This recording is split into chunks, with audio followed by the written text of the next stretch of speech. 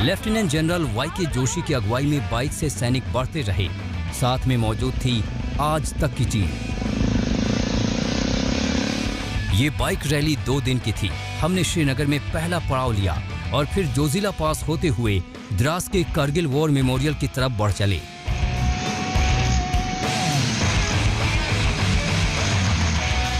और द्रास युद्ध स्मारक तक की यात्रा एक बार फिर शुरू होती है और इस समय जो ये यात्रा होगी वो सुंदर कश्मीर घाटी के बीचों बीच होते हुए जोजिला दर्रे को पार गुमरी, मटायन और द्रास पहुंचेगी। मेरे साथ है कर्नल रूपेश श्रीवास्तव। कर्नल श्रीवास्तव और ये पूरी टीम हमारी लगातार एक साथ चल रही है। कर्नल श्रीवास्तव, क्या कुछ अंदेशा है कश्मीर घाटी के बीचों बीच हम गुजरेंगे तो किसी अनटूवर्ड इंसिडेंट का या किसी अनहोनी का खतरा?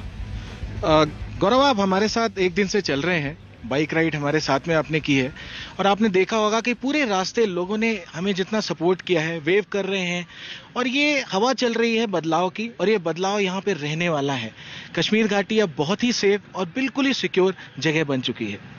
कश्मीर घाटी को सेफ और सिक्योर बनाने का प्रयास ये निरंतर जारी है, लेकिन आगे का जो सफर है वो खासा कठिन है। न केवल जोजिला दर्रे की मैं बात कर रहा हूं, 16,600 फीट की ऊंचाई पर कच्चे पक्के रास्तों पर चलाना, कई जगह पानी भी आ जाता है तो जमीन कठिन हो जाती है, लेकिन संभवतः कुछ वैसी ही कठिन राह आगे होनी भी वाली है। लेकिन प्रयास यही है कि शांति रहे और उसे और बढ़ावा मिल सके। सफर बहुत लंबा नहीं था, लेकिन बेहद दुर्गम रास्ता इस यात्रा को मुश्किल बना रहा था। जोजिला दर्रा करीब 11,500 फीट की ऊंचाई पर स्थित है। ये सबसे खतरनाक पहाड़ी रास्तों में से एक है। जिन रास्तों पर हमारी बाइक दौड़ रही थी वो भयंकर बर्फबारी को झेलने के लिए खास तरह से बनी हुई थी। ये जो सड़क आप देख रहे हैं, ये काली कोलतार की सड़क यहाँ नहीं है। ये वो इलाका है जोजिला दर्रे पर जहां बहुत बर्फ भी गिरती है और पानी भी गिरता है। इसीलिए वो जो कोलतार की काली सड़क होती है वो टूट जाती है बहुत जल्दी। ये सीमेंट के ब्लॉक आपस में जोड़कर इंटरलॉकिंग ब्लॉक जिन्हें कहा जाता है, आपस में जुड़ जाते हैं, आसानी से लग जाते हैं। बर्फ और पानी दोनों से नुकसान बहुत कम होता है और इसीलिए इससे सेना का सामान बहुत आसानी से और तेजी से जा सकता है। प्रयास अब यह चल रहा है कि यहां एक सुरंग बनाई जाए।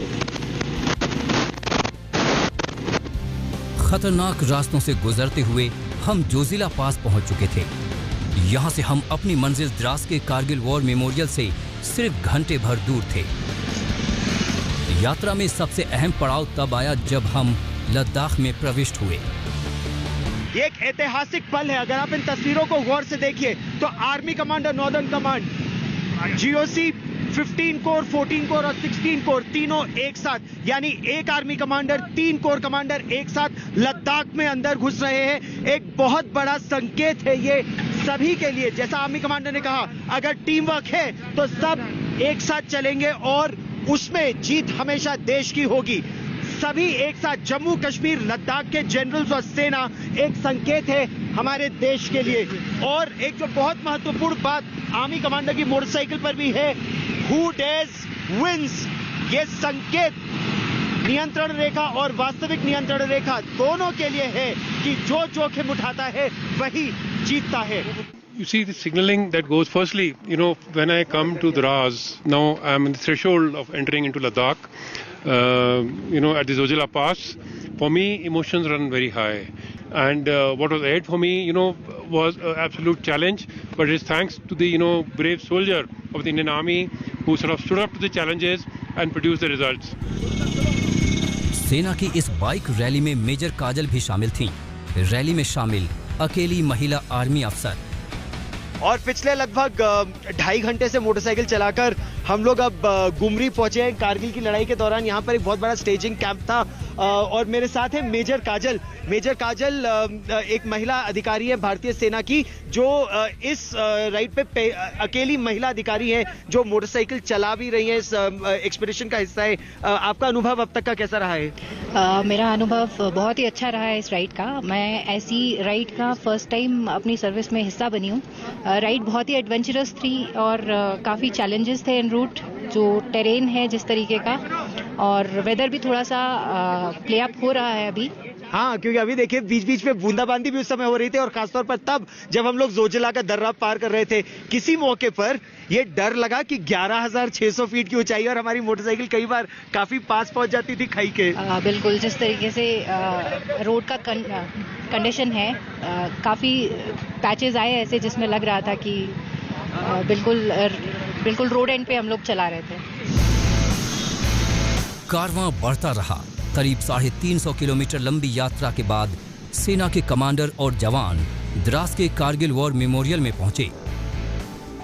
उधमपुर की उत्तरी कमान से शुरू हुआ सफर लगभग 350 किलोमीटर और 11,600 फीट की ऊंचाई पर जोजिला का दर्रा पार करने के बाद यहां द्रास के विजय स्मारक पर समाप्त हुआ। इस यात्रा का लक्ष्य केवल उन वीरों को श्रद्धांजलि देना नहीं था, एक बहुत मजबूत संदेश और संकेत भारत के दुश्मनों के लिए भी था।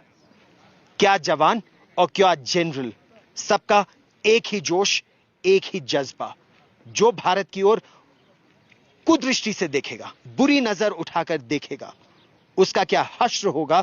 उसमें भारतीय सेना के जनरल और जवान एकजुट हैं और जीत भारत की ही होगी। 22 साल बीत चुके हैं जब देश के बहादुर जवानों ने पाकिस्तान के नापाक मंसूबों को नाकाम किया था। अदम्य वीरता दिखाते हुए हिंदुस्तानी फौज ने कारगिल की चोटियों पर देश के झंडे के आन बान शान की रक्षा की थी। पूरा देश आज उन अमर जवानों के आगे नतमस्तक है।